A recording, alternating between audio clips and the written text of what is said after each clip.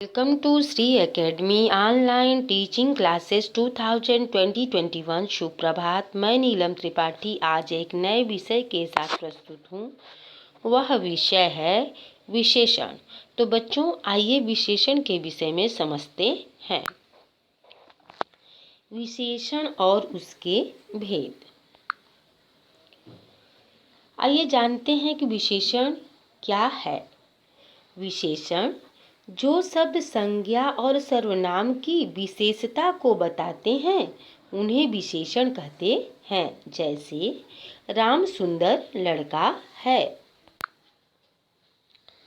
विशेष जिन संज्ञा और सर्वनाम शब्दों की विशेषता बताई जाती है वे शब्द विशेष्य होते हैं। जैसे गुब्बारे वाला रंग बिरंगे गुब्बारे लेकर खड़ा है।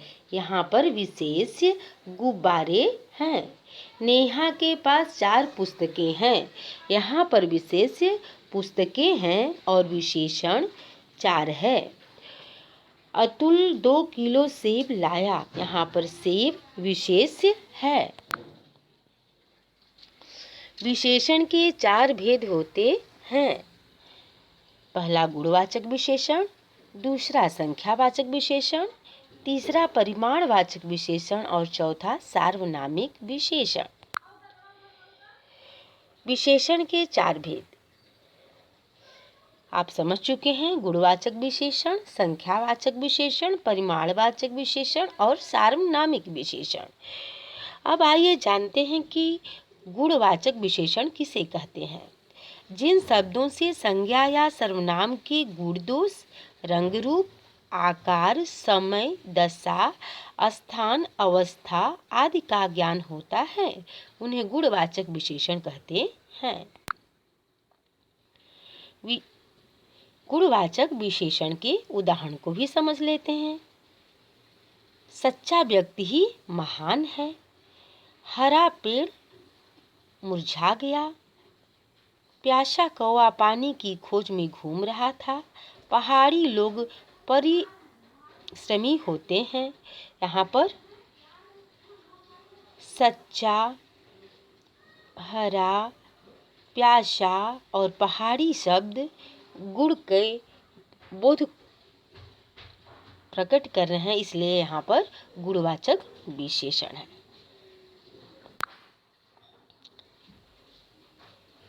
संख्यावाचक विशेषण जो विशेषण शब्द किसी संज्ञा या सर्वनाम की संख्या संबंधी विशेषता बताते हैं उन्हें संख्यावाचक विशेषण कहते हैं। जैसे 4 कलम, 2 सेब, कुछ कपड़े। संख्यावाचक विशेषण के 2 भेद होते हैं।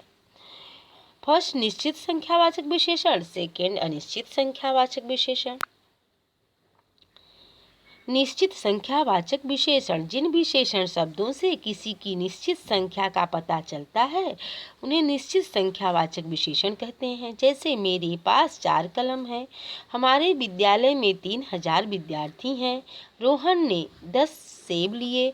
यहाँ पे 4, 3000, 10 सब संख्या का निश्चित संख्या का बोध करा रहे हैं, इसलिए इस उदाहरण में निश्चित संख्यावाचक विशेषण है। अनिश्चित संख्यावाचक विशेषण जिन विशेषण शब्दों से निश्चित संख्या का पता नहीं चलता उन्हें अनिश्चित संख्यावाचक विशेषण कहते हैं।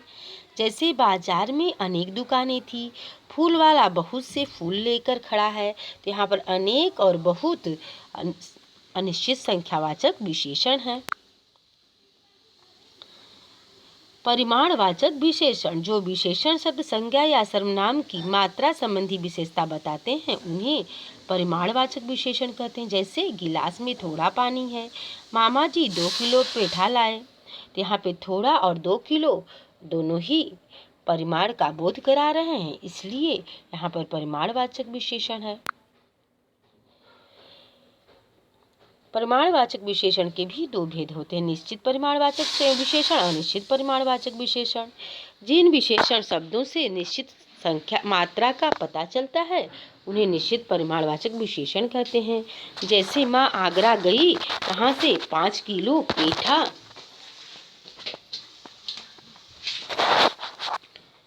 और 4 मीटर कपड़ा लाई। कार में 4 लीटर पेट्रोल डाले। पारुल ने सूट के लिए 4 मीटर कपड़ा खरीदा। यहाँ पे 4 मीटर, 4 लीटर, 5 किलो, 4 मीटर, ये सारा निश्चित परिमाण का बोध कराते हैं। अतः यहाँ पर निश्चित परिमाणवाचक विशेषण है।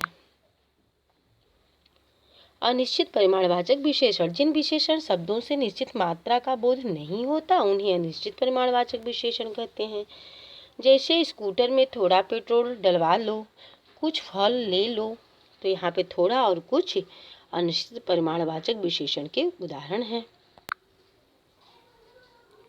सार्वनामिक विशेषण, जब कोई सर्वनाम शब्द संज्ञा के ठीक पहले लगकर उसकी विशेषता बताते हैं या उसकी ओर संकेत करते हैं तो उसे सार्वनामिक विशेषण या संकेतवाचक विशेषण भी कहते हैं।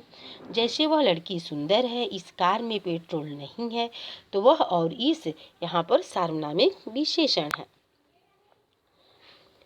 आइए जानते हैं प्रविशेषण। विशेषण शब्दों की विशेषता बताने वाले शब्द प्रविशेषण कहलाते हैं। जैसे पर्वत की डोर बहुत लंबी है, शालिनी अत्यंत प्रतिभाशाली है। यहाँ पे बहुत और अत्यंत विशेषण की विशेषता को बता रहे हैं, इसलिए यहाँ पर प्रविशेषण है। आशा है बच्चों आप सभी लोग समझ गए होंगे। धन्यवाद।